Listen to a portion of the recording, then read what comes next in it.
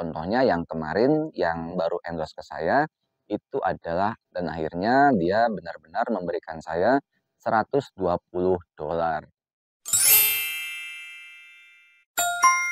Kenapa sih kita lebih memilih mendapatkan endorse daripada monetisasi?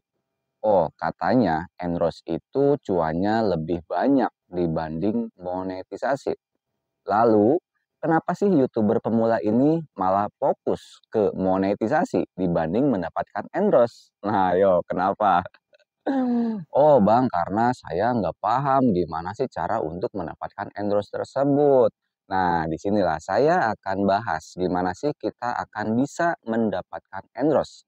Yang pastinya dengan pembahasan ini itu akan bisa membuka mindset teman-teman yang dimana teman-teman saat ini menjadi YouTuber.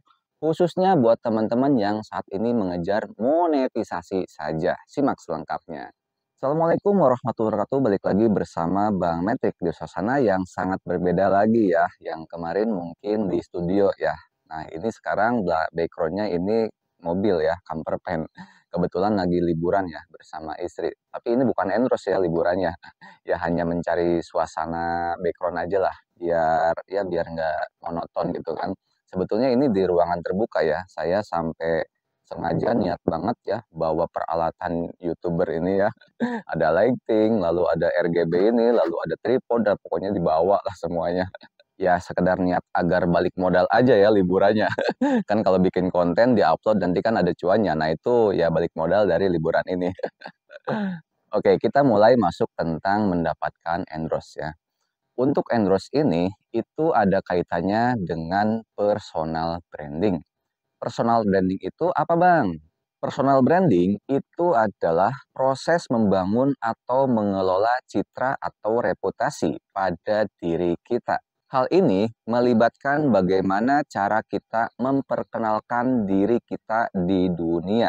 Atau dengan kata lain, personal branding itu adalah menjadikan diri kita sebagai sebuah merek atau brand yang banyak dikenal dan mendapatkan kepercayaan dari orang lain.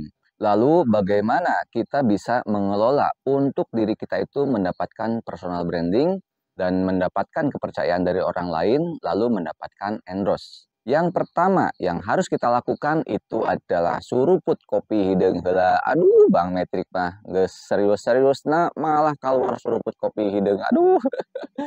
Iya, keur tiris-tiris kieu teh keur di Lembang gitu nya. Aduh, hawana tiris banget ya keur ngopi we heula lah. Pokona mah suruput we heula, pokona mah suruput kita saeutik nya. Bismillahirrahmanirrahim.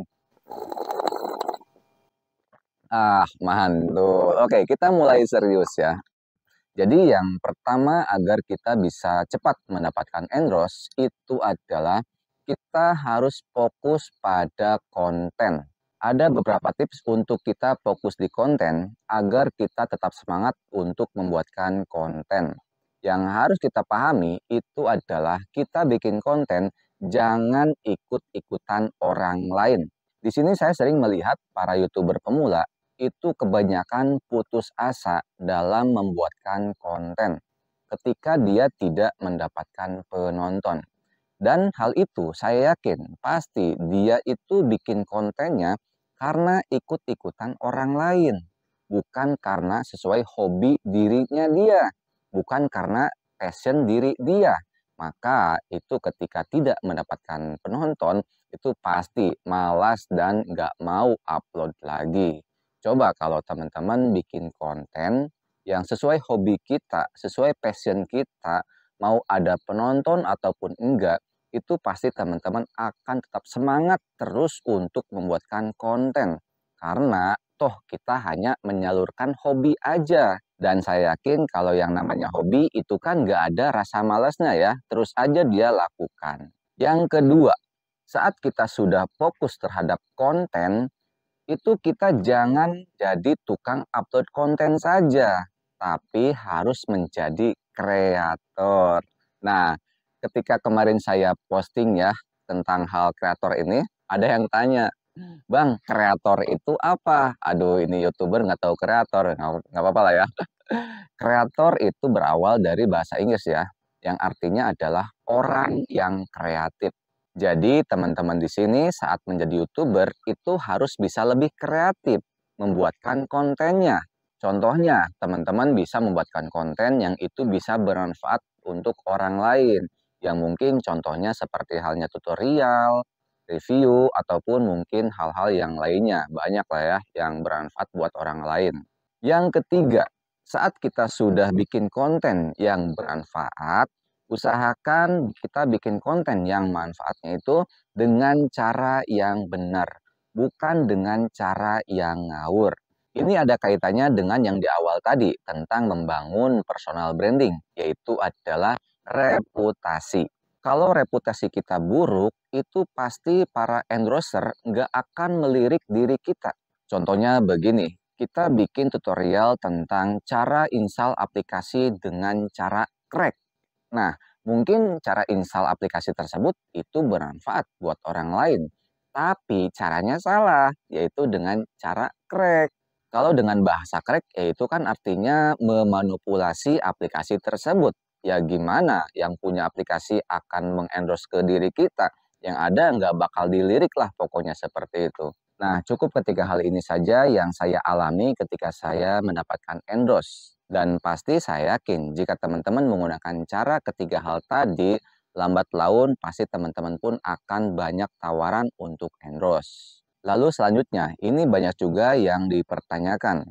Bang, saya sudah banyak mendapatkan endorse, yaitu melalui email yang tawarannya itu nggak tanggung-tanggung. Bahkan ada yang menawari saya itu sampai $5.000. Apakah tawaran tersebut itu benar atau tidak, Bang? Nah, di sini saya berikan triknya ya. Ketika teman-teman mendapatkan endorse melalui email, teman-teman cukup saja melihat dari email yang dia gunakan. Saya pun sudah banyak sekali mendapatkan email tawaran ya. Bukan email tawaran, tapi tawaran melalui email yang itu isinya ya tentang bahas aplikasi atau apapun lah seperti itu. Tapi ketika saya lihat email yang dia gunakan itu adalah email dari generator. Contohnya seperti ini. Nah, ini ada beberapa tawaran yang masuk ke email saya. Di sini ada contohnya ya dari Suwanewelan. Nah, ini emailnya itu menggunakan sage6.cz. Sage6.cz ini adalah email generator ya. Contoh lain di sini ada ini Hendra Setio MR, dia menggunakan Gmail. Lalu menyuruh saya untuk ke Telegram. Bahaya juga ya kalau seperti itu. Lanjut ini ada dari PR Manager Samsung katanya gitu ya. Tapi di sini menggunakan email.cz. Tuh, kelihatan ya. Lanjut lagi sini banyak sekali ya. Ini Christoph Propos, dia menggunakan gmail.com yang tertuju ke Telegram juga. Lanjut lagi di sini ada itu banyak kan Sage6 ya, kelihatan di sini Sage6. Lanjut banyak sekali lagi ini Corel katanya dari CorelDRAW, Corel Software ya. Ini menggunakan email kakao.com. Tuh ini adalah email generator. Banyak sekali email-email yang itu isinya penawaran ke saya, tapi ya menggunakan Gmail ataupun email generator tanpa menggunakan email dari perusahaan dianya. Teman-teman bisa googling saja ya, itu email generator ataupun bukan. Nah, ini salah satu sampel yaitu sage6.cz ya. Ini adalah email generator itu gratisan. Contoh yang lain adalah misal yang kakao.com ya, .com. Nah, itu adalah sama email generator juga, email gratisan gitu maksudnya. Dan juga jika teman-teman mendapatkan tawaran yang itu dari Gmail, kan Gmail itu kan sudah terpercaya ya. Nah, kalau bagi saya itu masih dikatakan endorse palsu. Karena biasanya endorser itu menggunakan email yang dari perusahaannya resmi. Contohnya yang kemarin yang baru endorse ke saya itu adalah EASI AS. Nah, saya di sana melihat dulu dari email yang dia gunakan. Ketika saya lihat, oh ini emailnya benar-benar nih dari easias.com gitu kan. Itu pasti endorse yang benar nih. Makanya saya coba terus komunikasi sama dia gitu kan. Dan akhirnya dia benar-benar memberikan saya $120. Sebetulnya endorse yang kemarin itu bukan hal pertama kali buat saya ya, tapi pertama kalinya saya mendapatkan endorse yang sampai dihargai $100 gitu kan.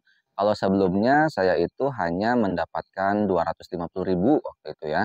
Itu pertama kali saya mendapatkan endorse itu dari perusahaan ya, saya sobat skip aja lah perusahaannya. Itu pertama kali saya mendapatkan. Lalu berikut-berikutnya ya ada 500 sampai 1 juta lah, dan yang kemarin itu merasa kaget juga ya saya sampai mendapatkan $120. Nah, jadi buat teman-teman yang saat ini sering mendapatkan endorse melalui email, mohon berhati-hati. Cek dulu dari email yang dia gunakan. Apakah email itu asli? Maksud asli itu email dari perusahaannya ya, bukan dari generator ataupun dari Gmail, tapi email dari perusahaan. Semoga hal ini bisa bermanfaat buat teman-teman dan teman-teman yang saat ini menjadi YouTuber lebih baik menjadi kreator daripada teman-teman jadi tukang upload. Dan yang terakhir ini pastinya video bermanfaat buat teman-teman. Teman-teman lihat saja pada video yang di sini ya. Langsung saja klik di sini. Terima kasih dari saya, semoga hal ini bisa bermanfaat. Sampai jumpa di konten-konten selanjutnya.